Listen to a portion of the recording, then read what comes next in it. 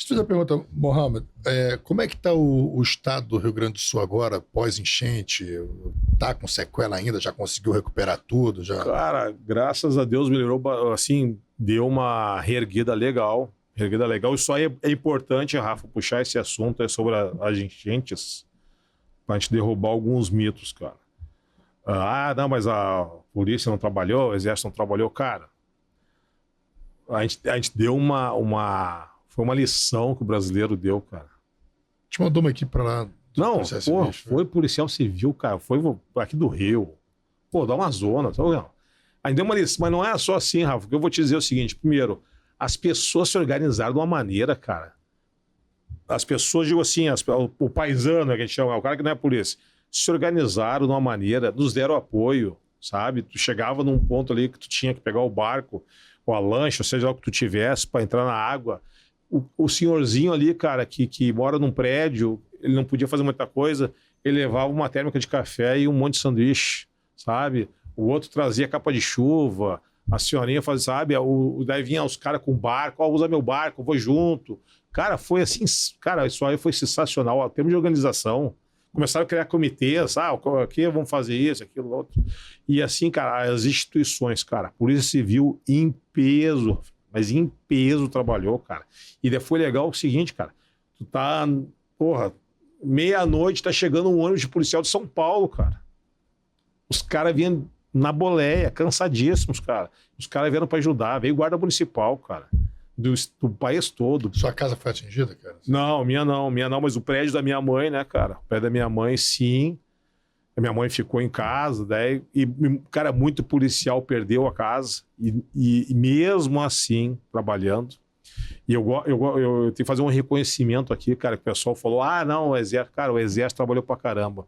Só vou dar um exemplo ali, o 19º Batalhão de Infantaria Motorizada de São Leopoldo. Tinham 600 recrutas, os soldados daquele ano. Mais de 100 perderam a casa, cara. E eles estavam trabalhando no estado inteiro. Polícia do Exército, todo mundo, Marinha, cara. Foi assim, ó, cara, claro, teve a mazela, mas foi assim, sensacional, cara.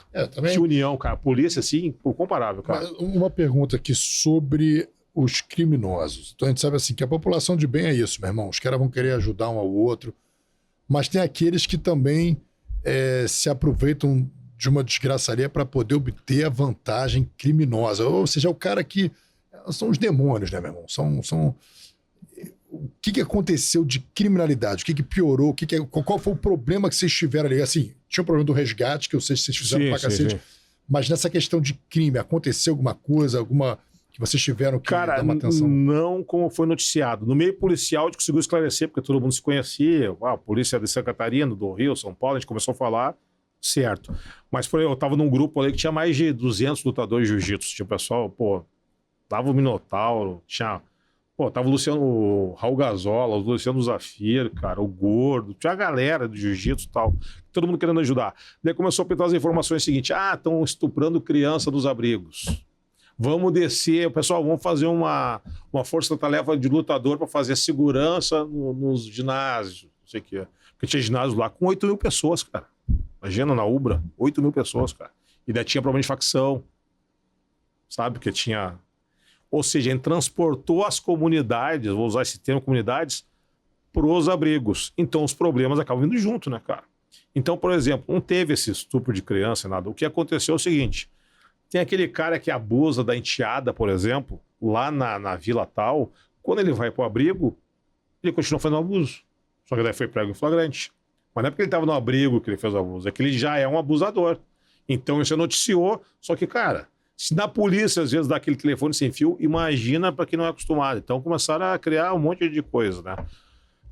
Tem roubo pra caramba. Cara, não foi tanto assim. O que aconteceu, que a gente identificou também, e até eu entendo, cara, teve muito empresário, pequeno e médio empresário, desesperado. Porque daqui a pouco o cara tinha uma loja de celular, cara, uma loja pequena de celular, e perdeu tudo. E daí era mais fácil ele falar, me roubaram. Me saquearam do que falar, molhou tudo, porque o seguro não cobria. Então teve muito casos assim, claro, a gente não conseguia nem fazer ocorrência, cara, porque, eu fiquei no Denarc acampado, a gente ficava acampado lá em cima, com fogueira, velho. Porque não tinha luz, não tinha nada. Faz um ano. Vai fazer um ano agora em... Não, nós estamos em... Vai fazer agora um ano, em abril, né, cara? Foi nesse período, né? Foi esse período. Teve muito aproveitador também nessa época. Cara, sempre tem, mas eu vou dizer assim, Brito, eu acho que teve tanta coisa boa, ó, assim, ó, emocionante, cara, brasileiro, que povo fora de série, cara. A gente não pode nunca...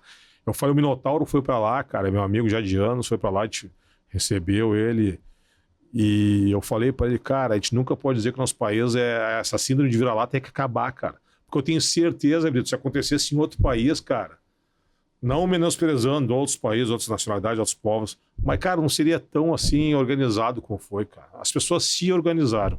Eu conheci muitos voluntários aqui no Rio. Teve uma equipe de policiais que foram, mas eu conheci voluntários que saíram daqui para ir para lá, mesmo, sem saber onde iam ficar. Cara, vou te dizer um exemplo. Pra dormir em carro e vão ajudar. A UBRA, a Universidade Luterana do Brasil, tinha 4.000 cães. Cara, eu fui lá com o Minotauro, 4.000 cães. E daí tu olhava assim, tinha veterinário do país todo, cara. Umas meninas de São Paulo pegaram, meninas assim, 20, 22 anos, estudando de veterinária, encheram o carro de remédio, pegaram o carro e vinham. Pessoal da medicina, cara, o meu irmão mora em Balneário Camboriú, médico, ele pegou o carro dele, os médicos de Balneário encheram o carro dele de remédio, jamais encheram, cara. Ele chega lá em São Leopoldo, né, que é a nossa cidade, chega lá em São Leopoldo, ele vai no quartel onde o exército montou um hospital de campanha. E o médico até era lotado aqui no Rio. O médico era gaúcho, mas lotado no Rio. Quando meu irmão chega, ele recém tinha montado, não tinha recebido remédio, cara. E daí o meu irmão foi lá direto, eu trouxe isso aqui. Cara, eu vi essa cena. O médico militar lá, esqueci o nome do tenente-coronel, abraçou o meu irmão e começou a chorar, cara, de emoção. Sabe? Eu vi as cenas assim. E meu irmão chorando, meu irmão também, a manteiga, os dois médicos chorando, porque eu tinha conseguido vir de Santa Catarina, porque o trânsito, cara, era uma loucura, né, cara? Parava, estrada, era horrível.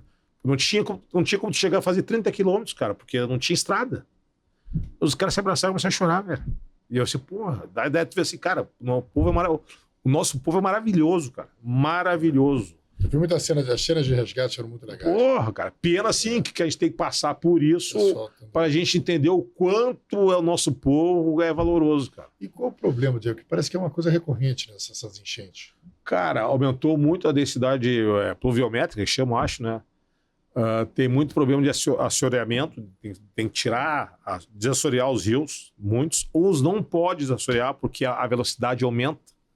E quando a velocidade aumenta, segundo os técnicos, não faz nem curva. O rio vem reto. Por isso que teve algumas cidades ali que foi totalmente destruída. Aquelas cidades menores, atravessou a cidade inteira, por causa da velocidade da água. Né? Então, assim, aumentou o índice de chuva e esse problema de assessoramento. Né? Agora estão tentando... Né? E teve aqueles revés. Por exemplo, tinha passado aquela ali, deu uma chuva forte em Porto Alegre. Eu estava lá no batalhão de polícia do Exército, sou muito próximo do pessoal, estava eu e o Minotauro lá com o Coronel Renan e o Coronel Fredson, e de repente começou a chover. O que aconteceu? Aquela lama que foi para o encanamento lá em Porto Alegre, ela virou uma argila, choveu demais, a água começou a voltar. As crianças já estavam na escola, então tinha criança naquela semana que já estava indo para a creche. E, cara, era assim, 2 horas, a água já estava... E daí, cara, o pessoal do Exército já foi resgatar as crianças na creche. Imagina, cara, pai de criança de 3, 4 anos, desesperado. Cara, e daí acontecia esses lances, sabe? Mas não teve, o pessoal falou, vai ter 100 mortos. Aí, cara, daí teve muita fake news, né, cara? Teve gente falando ali lá, inclusive lá mesmo, até o cara tá preso, né? Não vou nem falar o nome dele aqui, mas falou assim, não, mas o governador, a polícia do governador quis prender meu camarada que quis ajudar. Não era isso, cara. Imagina ter policial militar, depara um caiaque, ou um barco, uma lancha. Tu vê quem é o dono, já é teu conhecido, né, cara? Daí tu fala assim, cara, deixa eu ver tua autorização aqui pra entrar, pra ver, daqui a pouco o cara lá ia roubar mesmo, né, cara? Aconteceu. Mas não no volume que falaram que aconteceu. Nego Di, né? Nego Di. Cara. Tá preso ainda? Tá preso.